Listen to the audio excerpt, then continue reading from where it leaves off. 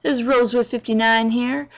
This is a project that I did of refinishing a table, and as I'm speaking you kind of can see the before and after pictures of what the table looks like, and through the video I'll give you my tips of what I did on how to refinish a table, and hope you guys enjoy the video. Alright, so what we're going to do on refinishing, this is the end result of what the table looks like. I'll take a closer up picture so you can see it at the end of it. Basically I just found it on the side of the curb and all that was wrong with it. I don't know if you guys can see it here, but this leg was pretty bad, chewed up from a dog, looks like to me, or pretty bad banged up. So all I did was take off the 4 legs and bought at your local Home Depot or Lowe's or anything like that, and just basically replaced the legs and just basically stripped everything off from the color that it was to this color, basically to this transition. So it was a lighter one to a darker one transition. So that's basically what I did, and I'm going to show you how basically the steps to get there of doing it. So basically what I did was, first is I took off the legs,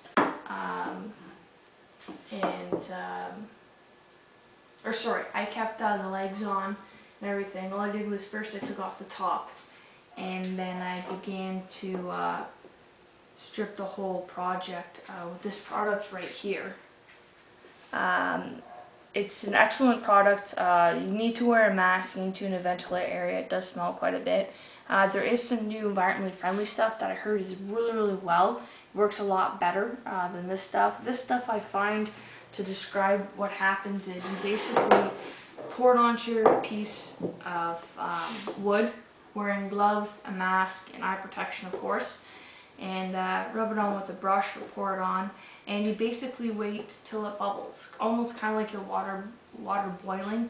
That's basically what it does. And once it boils, you take a scraper and you scrape it, and this scraper can just be basically that used for doing drywall, putting your holes or anything like that. That type of scraper. You don't want to scrape off all your wood and everything and dent it up. You just want to take it nicely off. And so basically once it starts to bubble a bit, you scrape it off. And to me, I find it's really, to describe it, it's like a giant booger, disgusting, gross. It becomes sticky and gross, and it's very messy, I find, to deal with and stuff.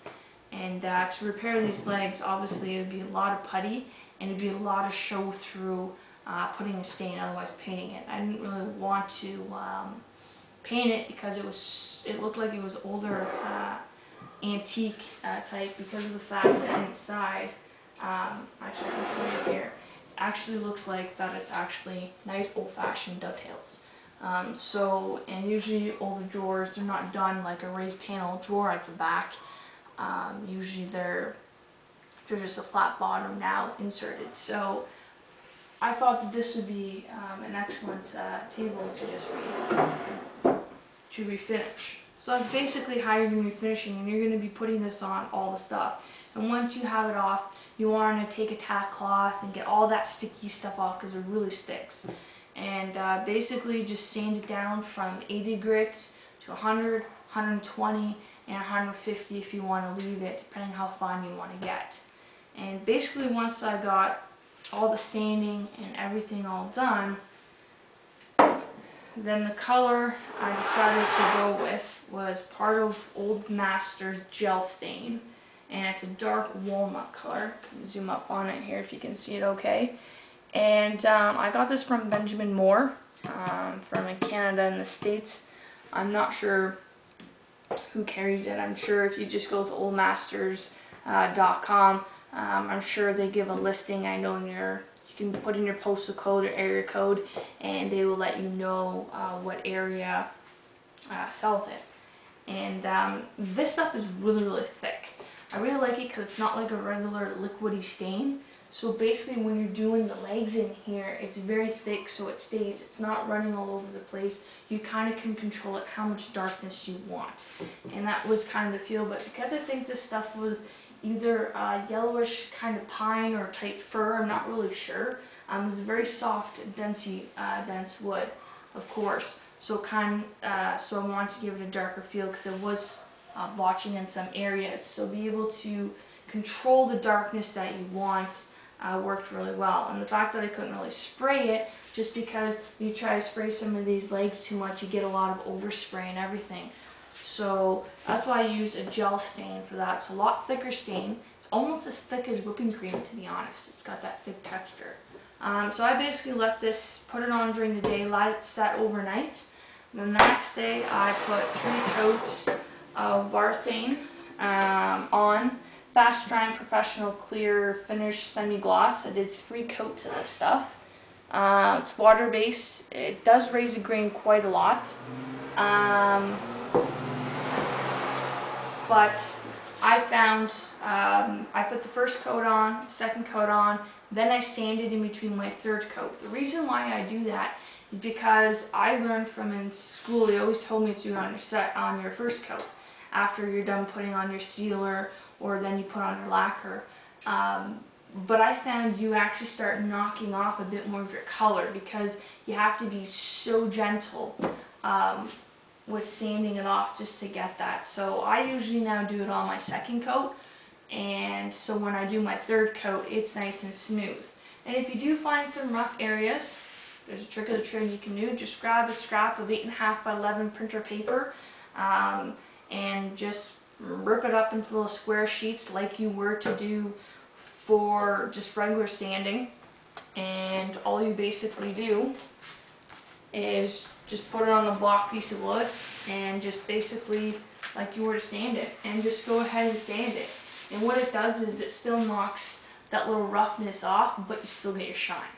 And in between coats, forgot to mention this, you want about 400 grit, 320 to 400 grit. I like to use about 400, just because the fact the smoother it is, you have less chances of kind of knocking off that color, especially on the edges here. You don't want to knock that off. And in between here, I only sanded on the front and on the edges here. For the legs, all I did was just grab a scrap piece of paper, and like if you were to be turning it on the lathe, you basically just go around and make it nice and smooth, or you can do it by your hand. And it does, it knocks it down, keeping it nice and smooth, and you still got that shine, so you're not taking that shine off. So this had three nice coats basically on refinishing a project. And you try to keep your costs as a minimum. And basically for this great value, I found this table for free, and the legs only costed me $10, well, about $10 or so a leg. So about 40 bucks for a leg, for 4 legs. And the knob, I mean, $3, that's not too bad. The stain did cost me a little bit, but the thing with the stain is I barely use that much. So, I mean, the stain, I think, roughly cost me $23 or so. But, I mean, even so, yeah, it's close to 100 bucks and with taxes and stuff, probably. But, I mean, that's still keeping my cost low, because this stain I can use for other projects. If you have any questions or comments, please feel free and subscribe.